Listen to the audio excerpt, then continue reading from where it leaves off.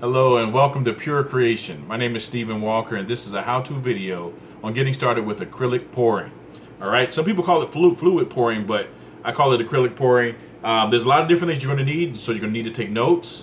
If you're serious about this, I'm sure you've been watching tons of video and you're ready to get started, so let's go ahead and get started. So the first thing you're going to want to do is you want to identify a room in your home that you can work from. You want to protect your room, so you want to make sure you put something on the floor, or tarp, plastic covering, something like that. Actually, I went to Harbor Freight. They sent this to my home, and they have free coupons at the bottom. And the bottom, they have that right there, and it's a free 5 foot by 7 foot all-purpose weather-resistant tarp. So I have that on the floor. I have that on the wall in my area, and I have a card table that I wrap with plastic. The type of plastic that I use is Husky plastic sheeting, and this right here is 10 foot by 25 foot, so it's 250 square feet of plastic that I went and whoops, dropped that on the floor.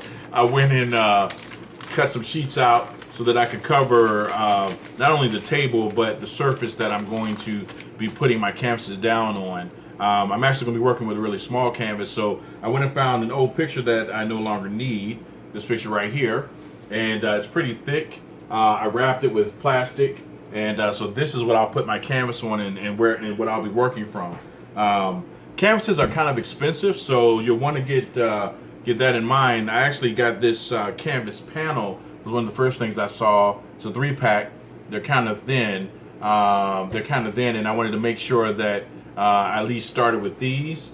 But I do want to work from something bigger, and so I went ahead and invested in getting some of these Artist Loft 8x10 canvases. And you get a lot of them. So the only thing is that they pre-treat them with gesso. Gesso is kind of like they put it on the surface to help the canvas get tight. But by the time we get them, they're kind of loose. This is the back. They're kind of loose. So what you want to do is you want to get your little spray bottle with some water in it, spray the back, spray the front, and just rub it in and let it dry, let it sit and dry. Once it dries, it actually sounds better. This is how it sounds. And if you put it up to your ear, you'll hear it. It sounds like a drum, which is pretty cool. So this is the size that I'll be working with. And some of the people that I watch pour, they have different things that they put their canvas down onto. And so I've decided that what I want to do is I want to be able to turn my paintings as I'm working with them. So I got this Lazy Susan, which is pretty cool. That's the back and that's the front. So anyway, so that's what I'll be working from. You also need tools like this to help put your paint down on your canvas and smooth it out, make sure that it's flat and everything. So I have this one and I have this. This actually is a chopper or a scraper. It's a cooking utensil, but it also works the same way. And it comes with this really cool ruler, as you can see on there.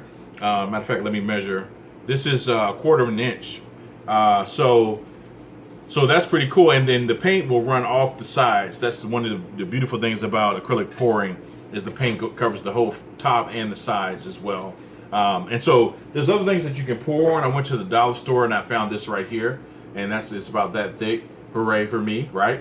But I'll be covering this with the gesso that I spoke of.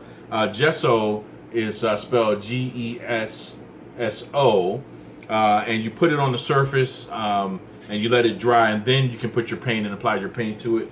And so I found that one at the dollar store, and I found this one too.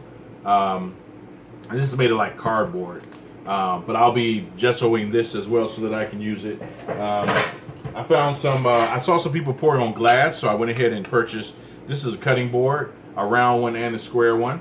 So I'll be pouring on these eventually as well. There's a lot of different techniques you can use. You can do a dirty pour, a tree pour, and I'll be shooting other videos that will show each style of pouring.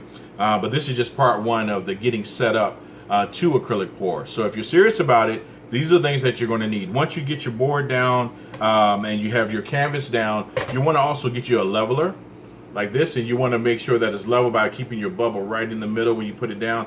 And you want to measure it this way and this way to make sure that the bubble is level. So that way and that way, you want to make sure that it's level that way. So those are the things that you'll need starting out The other thing that you want to do is you want to make sure that you have cups. So this is a plastic cup and it's clear. So when you pour your paint in, you'll have to stir it. And so I got these really thick jumbo craft sticks, and I'll show you. They come 300 in a pack. You see that? So write that down. You'll need to get those because you'll be using a lot of those. And I actually also got these bath ones, these smaller ones. When you have small canvases, you don't need as much paint, and you can stir. And I have the smaller stir sticks as well that you'll be able to use as you get started. So you'll need to get kind of set up so that you're ready to go with your table. Cover your table with plastic. Make sure your floor is covered. Make sure your canvases are set. There's some bigger canvases that you can get. I actually got this set right here that included a free gallery canvas, but this is 16 by 20. And as you can see the sizes, the gallery canvas is pretty thick. It actually has a 1.5 inch profile. As you can see, it's much thicker. So you'll want to kind of get your supplies ready, because trust me, acrylic pouring is addictive. I've been watching for 3 months. And I felt like I've been in college and learning how to do this, and so I got a lot of stuff that's helping me get ready. My next video, I'm going to talk about paints. I'm going to talk about the acrylic pouring mediums that you're going to use to have your paint be the right consistency, and a lot of different type of things that you're going to need on the painting side. So also, if you're going to do videos, you got to make sure you have your lighting, your tripod, camera stand, all these things. But if you're just trying to get into the painting side and you don't need to do video, good for you, because I tell you, it takes a lot to get everything set up and get everything ready. So I want you to send any questions you have to me. Like I said, I'm just now getting started. Today is my first day of actually doing my own acrylic pour. I'm going to do a tree pour, and that's going to be in my next video. At the front of the how-to setup for the paints and all of that, I'll talk about that, and then I'll get into the actual tree pour itself. So hopefully that won't be too long of a video. I think that's everything, and make sure, I think I got everything covered. There's a lot of things that you need to get, so I want you to make sure that you get your notebook and a pen that you can start writing some of these things down. And I'm looking around just to make sure I covered everything. Yeah, so I think we're good to go. Oh, something I do want to say is on the canvases, make sure that you wipe them with a cloth, because sometimes they have little pieces of fiberglass and they will get stuck in your. When I grabbed a canvas the first time, I got a little piece of fiberglass stuck in my hand and I couldn't see it, and it had to work itself out, and that was really painful. So just be careful. Make sure you wipe that clean and you have your canvases ready and ready to go. So again, I'm Stephen Walker, and this is Pure Creation. This is part 1 of the how to get started video for acrylic pouring, and I hope you're not just excited about watching videos, that you're excited about getting started. And the thing that you got to know about getting started is you just got to do it. You just got to do it. You just got to go and get some canvases. You got to get you some paint, and you just got to start.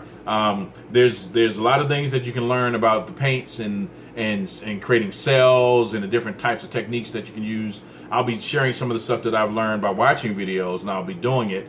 Actually, I'll be watching the video of the person that inspired me to do that style, and then trying to attempt to do exactly what they did as well. So it's going to be fun. So I'm going to do a tree pour. It's going to be my very next video. I hope you tune in for that. Please subscribe and leave me a comment. I appreciate that. I'm really excited about meeting some of the acrylic pourers that are out there and learning from them directly. And if you're watching this video and you're an acrylic pourer, please give me some insight on my videos. I would love that, and reach out to me as well and let me know that you're watching.